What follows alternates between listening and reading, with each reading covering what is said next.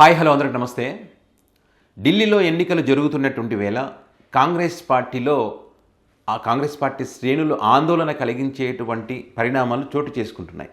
ఇక్కడ ప్రధానంగా కాంగ్రెస్ పార్టీ జాతీయ అధ్యక్షుడైనటువంటి మల్లికార్జున ఖార్గే, అదేవిధంగా లోక్సభలో ప్రతిపక్ష నేతగా ఉన్నటువంటి రాహుల్ గాంధీ, వీరిద్దరి మధ్య ఒకరిపైన ఒకరు ఆరోపణలు చేసుకుంటున్నటువంటి క్రమంలో, ఈ మాటల యుద్ధం జరుగుతున్నటువంటి క్రమంలో దీని ఎఫెక్ట్ ఖచ్చితంగా ఢిల్లీ ఎన్నికల మీద పడటానికి అవకాశం ఉంటుందనేటువంటిది ఆ పార్టీ శ్రేణుల్లో ఆందోళన కలుగుతూ ఉంది. ఈ గ్యాప్ రావడానికి, ఒకరి మీద ఒకరు ఆరోపణలు చేసుకోవడానికి కారణం ఏంటి, కారణాలు ఏంటి అనేటువంటిది మనం పరిశీలిస్తే ప్రధానంగా ఒక 3 కారణాలు మనకు కనిపిస్తూ ఉన్నాయి. ఏదైతే రాబోయే రోజుల్లో భారతదేశ ప్రధానిగా రాహుల్ గాంధీ మనం చూస్తామని చెప్పి కాంగ్రెస్ పార్టీ నాయకులు వీళ్ళంతా ఏదైతే చెప్తా ఉన్నారో, ఆ దిశగా రాహుల్ గాంధీ వ్యవహార శైలి కానీ మాట్లాడే విధానం కానీ లేదు.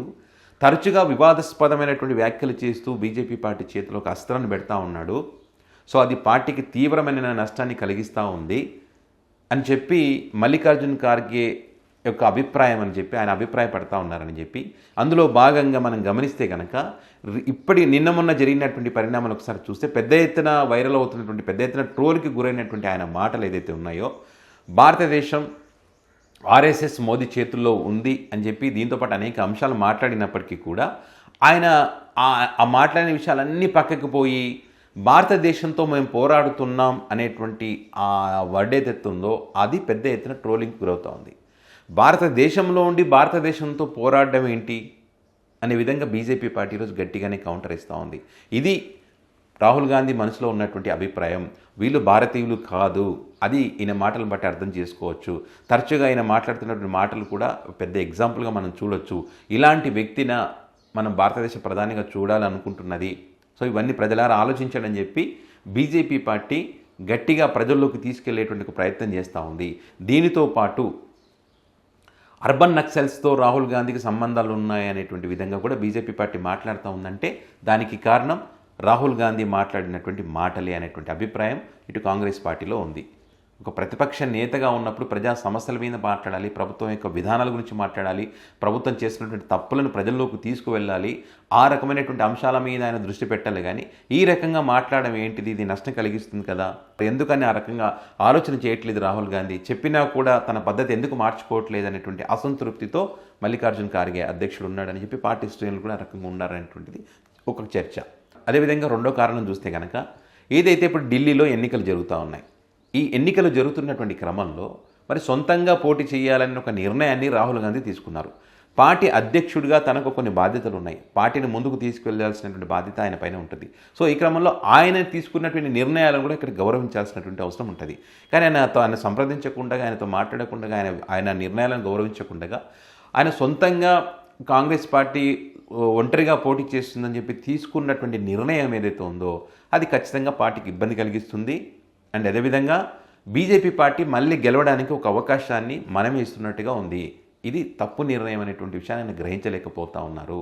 ఎందుకంటే ఇప్పుడు ఉన్నటువంటి పరిస్థితుల్లో బీజేపీ పార్టీ తన చేతిలో ఉన్నటువంటి ఏదైతే సిబిఐని కానీ ఈడీని కానీ వాడి ఇక్కడ ఉన్నటువంటి నాయకులను, లీడర్లను, మాజీ మంత్రులను భయపెట్టించి గెలవాలనేటువంటి ఒక ప్రయత్నం చేస్తూ ఉంది. సో ఈ క్రమంలో మనం ఏ రకంగా ఉండాలి, బలంగా ఉండాలి. బలంగా ఉండాలంటే ఆమ్ ఆద్మీ పార్టీతో అదేవిధంగా కాంగ్రెస్ పార్టీ ఇద్దరం కలిసి పొత్తులో భాగంగా పోటీ చేసి ఉంటే కనుక ఖచ్చితంగా గెలుస్తాం, అందులో ఏమాత్రం డౌట్ లేదు. కానీ ఆ రకంగా నిర్ణయం తీసుకోలేదు. ఇక్కడ విడివిడిగా పోటీ చేయడం ద్వారా ఆ ప్రభుత్వం పైన ఉన్న వ్యతిరేకత అటువైపు వెళ్ళేటువంటి అవకాశం ఉంటుంది. సో ముగ్గురు పోటీ చేయడం ద్వారా బీజేపీ లాభపడుతుంది. సో మళ్ళీ బీజేపీకి అధికారం వచ్చేటువంటి అవకాశం ఉంది. మనం కోరుకునేది ఏంటి, బీజేపీ పార్టీ అధికారంలోకి రాకూడదని చెప్పి మనం ప్రయత్నం చేస్తూ ఉన్నాం. సో మరి అది ఇక్కడే ఫలిస్తుంది. ఇక్కడ ఈయన నిర్ణయాల వల్ల అది ఫలించేటువంటి పరిస్థితి కనపడడం లేదు.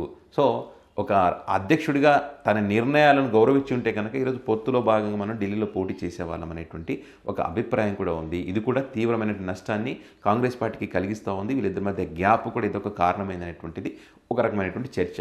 మరి అదేవిధంగా వరుసగా విజయాలు సాధిస్తున్నటువంటి నరేంద్ర మోదీ, మరి ఆ నరేంద్ర మోదీని ఎదుర్కోవాలంటే, ఆ కూటమిని ఎదుర్కోవాలంటే, ఆ బలమైనటువంటి నాయకుడిని ఎదుర్కోవాలంటే మనం ఎంత బలంగా ఉండాలి, మనం కూటమిని కూడా నడిపించే నాయకుడు ఎంత బలంగా ఉండాలి, మనం తీసుకునే నిర్ణయాలు ఎంత బలంగా ఉండాలి, వాళ్ళ వ్యూహాలు కానీ వాళ్ళ ప్రణాళికలు కానీ వాటన్నిటిని మనం గమనిస్తూ వాళ్ళకు మించినటువంటి వ్యూహాలు మనం రచించాలి.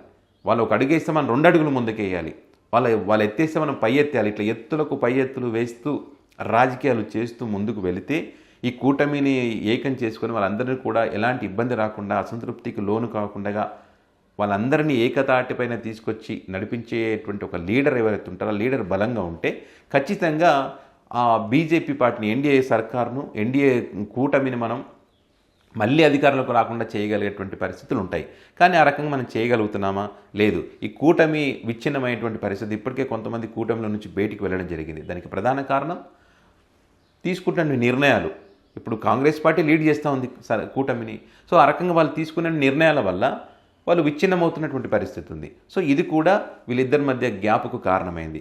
నీ వల్లే విచ్ఛిన్నమైందని చెప్పి రాహుల్ గాంధీ, లేదు రాహుల్ గాంధీ వల్లే కూటమి నుంచి బయటకు పోతున్నారని చెప్పి మల్లికార్జున్ ఖార్గే. సో ఈ రకంగా ఒకరి మీద ఒకరు ఆరోపణలు చేసుకున్నటువంటి క్రమంలో మరి అది పార్టీకి అయితే నష్టం కలిగించేటువంటి పరిస్థితే కనిపిస్తూ ఉంది. సో మరి ఇప్పటికిప్పుడు ఏమైనా నష్టం జరుగుతుందా, ఇప్పటికిప్పుడు ఏమైనా బ్లాస్ట్ అవుతారా వీళ్ళంటే? ఎన్నికలు ఉన్నాయి కాబట్టి, ఢిల్లీ ఎన్నికలు నడుస్తూ ఉన్నాయి కాబట్టి ఇప్పుడు బహిరంగంగా వాళ్ళైతే బయటకు వచ్చేటువంటి పరిస్థితి లేదు. కాంగ్రెస్ పార్టీ వర్గాలైతే ఆందోళన చెందుతూ ఉన్నాయి. వీటికి సంబంధించి జాతీయ స్థాయిలో పత్రికల్లో వార్తా కథనాలు వస్తూ ఉన్నాయి, డిబేట్లు నడుస్తూ ఉన్నాయి. నివురుగప్పిన నిప్పులా ఉన్నారు వీళ్ళని చెప్పి. సో ఎన్నికల తర్వాత అప్పుడు వచ్చేటువంటి ఫలితాలను బట్టి ఖచ్చితంగా మల్లికార్జున్ ఖార్గే ఒక నిర్ణయం తీసుకోవచ్చు. రాహుల్ గాంధీ కూడా ఆ రకమైన నిర్ణయం తీసుకునేటువంటి అవకాశం ఉంటుంది. ఎందుకంటే ఇద్దరి మధ్య సమన్వయం లేనప్పుడు ఎక్కువ కాలం ఉండలేరు. సో ఖచ్చితంగా ఆయన డ్రాప్ అవ్వచ్చు అనేటువంటి చర్చ అయితే ఉంది. ఫలితాలను బట్టి మంచి ఫలితాలు వచ్చాయనుకోండి, ప్రాబ్లం ఉండదు. ఫలితాలు వీళ్ళకు వ్యతిరేకంగా వచ్చాయనుకోండి, ఖచ్చితంగా అప్పుడు ఆ ఫలితాలను తమ ఓన్ చేసుకోరు. మా వల్లే నష్టం జరిగింది అనుకునేటువంటి అవకాశం ఉండకపోవచ్చు. అది ఒకరి మీద ఒకరు నెట్టేసేటువంటి అవకాశం ఉంటుంది అనేటువంటిది ఇక్కడ జరుగుతున్నటువంటి చర్చ. దీన్ని బీజేపీ పార్టీ ఏం చేస్తూ ఉందంటే, వీళ్ళు ముందే డిసైడ్ చేసుకుంటున్నారు, ఓడిపోతామని తెలుసు కాబట్టి వీళ్ళు ముందే డిసైడ్ చేసుకున్నారు. ఒకరి మీ నిర్ణయం వల్లే ఇప్పుడు అధ్యక్షుడిగా ఉన్నారు, నా నిర్ణయం వల్లే ఈ ఓటమి చెందామనేటువంటి ఒక అపవాదం నా మీద రాకూడదంటే అది రాహుల్ గాంధీ నిర్ణయాల వల్ల అనేటువంటి ముందు ఎన్నికలకు ముందే మనం ఈ రకమైన చర్చగా పెడితే ఎన్నికల తర్వాత మన మీద పార్టీలో కానీ ఇక్కడ కానీ మన మీద ఎవరు కూడా నిందలు వేయరనే విధంగా వాళ్ళు ముందే డిసైడ్ అయ్యారనేటువంటిది బీజేపీ పార్టీ చెప్తా ఉంది. అంటే అదేవిధంగా ఆమ్ ఆద్మీ పార్టీ మాత్రం ఖచ్చితంగా ఎన్నికలు గెలిచి తీరాలి. ఎందుకంటే ఏదైతే మొన్నటిదాకా ఈడీ సిబిఐని వాడి అక్రమ కేసులు పెట్టి అణిచివేయాలని చూస్తున్నటువంటి ఈ బీజేపీ పార్టీకి ఇక్కడ దేశ రాజధానిలో గెలిచి ఆ పార్టీకి బుద్ధి చెప్పాల్సినటువంటి అవసరం ఉంది. ఖచ్చితంగా ఆమ్ ఆద్మీ పార్టీ కనుక గెలిస్తే బీజేపీ పార్టీకి కోలుకోలేని దెబ్బని చెప్పొచ్చు. కాంగ్రెస్ పార్టీ కన్నా బీజేపీ పార్టీకి చాలా చాలా కీలకమైనటువంటిది ఈ ఎన్నిక. సో మరి ఈ ఫలితాలు ఏ రకంగా ఉండబోతే ఏందని మాత్రం చూద్దాం. ఏదేమైనా కూడా కాంగ్రెస్ పార్టీలో అయితే ఢిల్లీ ఎన్నికల వేళ ఈ రకమైనటువంటి పరిణామాలు చోటు చేసుకోవడం ఆ పార్టీ శ్రేణులు ఆందోళన కలిగిస్తూ ఉంది. కాంగ్రెస్ పార్టీ మీద ఒక అభిప్రాయం ఉంది కదా, కాంగ్రెస్ పార్టీలో వర్గపోరు ఉంటుందని చెప్పి. వాళ్ళేమో వర్గపోరు కాదు, ఏం కాదని వాళ్ళు ఎంత చెప్తున్నప్పటికీ కూడా ఈ రకంగా వర్గపోరు నడుస్తూనే ఉంటుంది. ఇక్కడ జాతీయ స్థాయిలో నడుస్తూ ఉంది, మరోపక్క కింద రాష్ట్రాల్లో కూడా అదే రకంగా ఉంది. తెలంగాణ ప్రాంతంలో కూడా నిన్న గాంధీ భవన్ వేదికగా అక్కడ మరి యూత్ కాంగ్రెస్ పార్టీ మీటింగ్ జరిగినటువంటి క్రమంలో వాటి ఎన్నికకు సంబంధించి, ఆ నియామకాలకు సంబంధించి మరి వాళ్ళు ఒకరి మీద ఒకరు దాడి చేసుకోవడం, కొట్టుకున్నటువంటి పరిస్థితి గాంధీ భవన్లో. మరి ఇదేందని చెప్పి ప్రజలు ప్రశ్నిస్తూ ఉంటే ఇది కాంగ్రెస్ పార్టీలో ఉన్నటువంటి స్వేచ్ఛ, వాళ్ళకి అడిగే హక్కు ఉంటుంది, అంత మాత్రాన దీన్ని వర్గపోరు అనడానికి వీల్లేదని చెప్పి వాళ్ళు కాంగ్రెస్ పార్టీ నాయకులు చెప్తా ఉన్నారు. ఈ రకంగా వాళ్ళు కవర్ చేస్తూ ఉన్నారు. కవర్ చేసుకుంటే నష్టం వరకు వాళ్ళకే నష్టం. సో ఈ రకంగా కాంగ్రెస్ పార్టీలో పరిణామాలు చోటు చేసుకుంటున్నాయి. ఢిల్లీ ఎన్నికల ఫలితాలు ఏ రకంగా వస్తాయన్న దానిపైనే ఈ కాంగ్రెస్ పార్టీ భవిష్యత్తు ఆధారపడి ఉంటుంది. మరి ఏం జరుగుతుందో చూద్దాం. ఫిబ్రవరి 5వ తారీఖున ఎన్నికలు జరుగుతాయి, ఫిబ్రవరి 8కి ఫలితాలు వస్తాయి. సో ఆ తర్వాత మరి ఏం జరుగుతుందని మాత్రం చూడాల్సిందే.